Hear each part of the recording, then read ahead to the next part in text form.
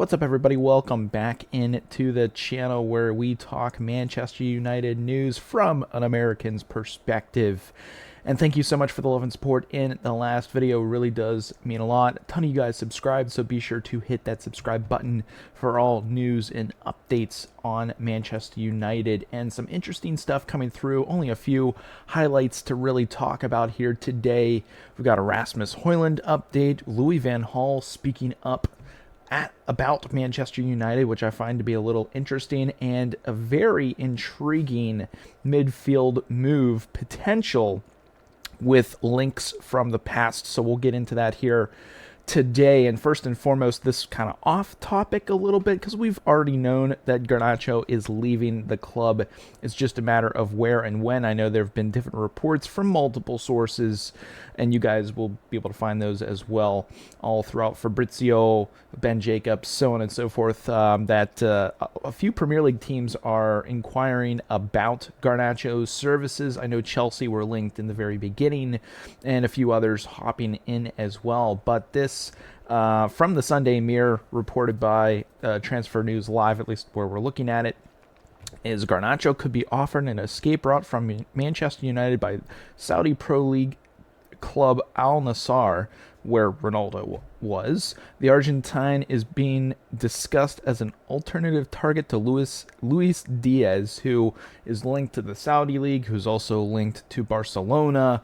Who knows what's going to happen there, because if he is also linked with Barcelona, that could affect where Rashford goes, as we know he is wanting and preferring to go to Barcelona. So it really depends on what Luis Diaz does, which then could also affect what happens to Garnacho, because I don't think United want to sell him in the Premier League. I know they're talking to Napoli as well and thinking that a deal is going to get done there for him being Garnacho. So there's a lot of stuff flying around about Garnacho and what's going to happen. I know there's a quick little update here coming from the Sunday Mirror as well, which I've heard is somewhat okay to use as a source. Sometimes they're hit and miss, but apparently, according to them, Manchester United have been offered have offered Mbeumo around 150 a week, with add-ons taking the package up to 200 a week. And I know that a lot of mainstream news media outlets are thinking that with Thomas Frank going to Tottenham, that they want to hijack the deal. I don't see that happening. He only wants to go to United. I think they'll be able to get the deal done. So I personally don't think there's anything to worry about. I know a few other people have said that.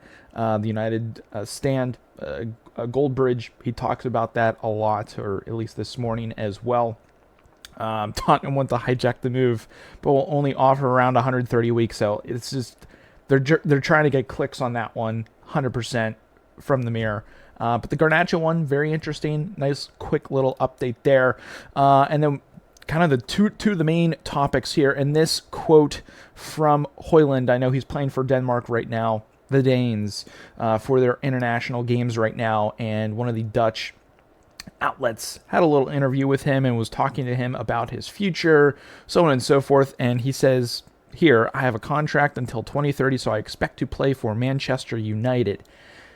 It's quite interesting given everything that has been going on. I know that people have said there are advanced talks with Inter Milan for around 40-ish million. I don't know if that's what he's going to exactly go for, or if that deal's going to get done. Is he trying to hijack that deal and stay at United as he sees things kind of going in the right direction? I mean, who in their right mind wouldn't want to play in front of Mbeumo and Cunha and Fernandes staying now? I mean, if I'm him, I would definitely want to try to stay and play with that top quality that they're bringing in. And Mbeumo, we're still waiting on the here we go, so on and so forth. But I mean, Inter Milan, I mean, they're a good squad. Obviously, they made it to the Champions League final and got absolutely curb stomped in the final by PSG. But who is he trying to derail that deal? I don't know. If I'm United, I still try to want to move on from him and keep Xerxes. As I think he has a little bit more potential. And I don't think Højlund is really meant or can play in the Premier League with the physicality and the expectations and the weight on his shoulders. I mean, he hasn't really done much since they brought him in. Is that really his fault? Yes and no. Again, players have to play on the pitch. They have to perform. And Again, I don't think he was brought into the right situation at the right time. If this was a different time and he came into the club, maybe it would have been better for him. Maybe if there was a more senior striker that he could come in, play some minutes, not be the main guy. I think the issue was he had to be the guy. And just a little too young, too much pressure. And I think a move for him would be beneficial for his career. But this quote says otherwise. This tells me he wants to stay because he does see the promise, but who knows what United are going to do now. This part of more of the story here this morning, Louis van Gaal speaking out about United, Louis van Gaal, and this is coming from Sky and United FR, and I'm assuming it was quote somewhere in an interview. United is still a commercial club. It is not a football club. I've said that before. It's always difficult when the manager doesn't choose the players.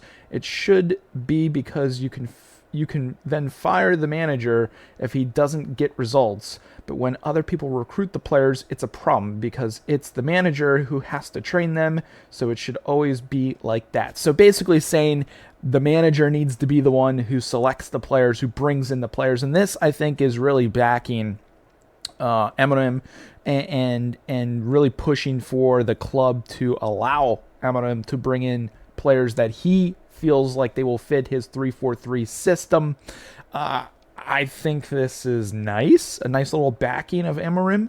The whole United is still a commercial club. It's not a football club. I've said that before. A little bit of a shot, but is he really wrong? I mean, you can see the track record of all the managers from the past that have tried to bring in their own players. I mean, it's not for the lack of trying. I mean, Van Gaal had his full list of players that he brought in. Mourinho brought in players. Ten Hag brought in players. Ole Gunnar Solskjaer brought in some of his own players as well. So it's not for the lack of like bringing in some players, but they have definitely overpaid for them. And I think that's also why they're in the financial hole that they are currently in right now. But who knows? I think this is good for Amorim. Nice little quote out there saying that the manager needs to be able to bring in the players he wants to bring in. And I think so far that's what's going on. And I think that's also why this last bit of news we have for you guys this morning, afternoon, whenever you are watching this, is apparently United eyeing a move for Paulinha. We know he is Premier League proven. He played at Fulham. He has then gone on to Bayern Munich, which I don't think things have really worked out for him there. Not a ton of playing time for him, and I think he was really expecting more. While United have been at the forefront of attacking reinforcements, Amorim is well known to want a new defensive midfielder, and that is 100% correct. I don't think that Casemiro, even though we've basically got the league and domestic cups to play and no Europe, so it's less games, but I don't know if you can go a full season with Casemiro being your main defensive midfielder, because he was really featuring in the team near the end of the season. And I don't know if that's because he got on Amorim's good side or whatever it was, or he thought he was the best player for the job over Gyokeres and Kobe Mainoo. I know Mainoo's not more of a defensive-minded midfielder. But despite signing Gyokeres last summer, the club are still light in the position and have reportedly turned to Bayern Munich's Paulinha as an option this summer. Although the Bundesliga League champions signed the Portuguese international for around $46 million from Fulham last summer, Paulinha has failed to nail down a place under Vincent Kompany. And Team Talk, who I believe are reporting this a little bit, claim that they are willing to part ways with the midfielder for around $25 million, which I feel like is really low unless they just want to get him out of there. Paulinha was considered by United in 2023, but the club opted to sign Amrabat on a season-long loan deal instead, which I find to be absolutely hilarious. I know he previously played for Sporting, actually for Amorim, so that's where I do believe the connection is. While at Sporting, Paulinha played 87 times throughout 2 seasons under the now United head coach, winning a league title and 2, I'm assuming, domestic league trophies in that period. So very interesting stuff. I doubt that it would be $25 million. I would think around 30. But if that's what they're saying, I mean, maybe man, you could get in on that, but you also need to bank on money coming in from sales as well. You need the Rashfords, the Sanchos. I don't know if Sancho's going to be able to go though, given everything that's happened recently with Chelsea and not getting the wage that he wants. Are they still going to move on from Højlund, even though there was that little piece in an article, the quote, talking about he expects to play for United? Are they going to be able to move him along? I know that Anthony, that's most likely a done deal wherever he's going to go. He's never coming back to United, whether it's a sale or a loan deal. Hopefully for them, they can at least get 15 to 20 million for him. I know he had very good form at the end of the season. So again, I think that the Paulinha stuff is waiting on money to come in from sales, but nothing has happened yet in terms of moving players on. So we're going to have to wait and see on that front. But that is some of the news this morning for you guys to digest. What are your thoughts on some of these updates? Rasmus Højlund saying he has a contract and wants to stay. Louis van Gaal kind of backing Amorim and saying you got to let the manager bring in his players because that's the only way it's going to work.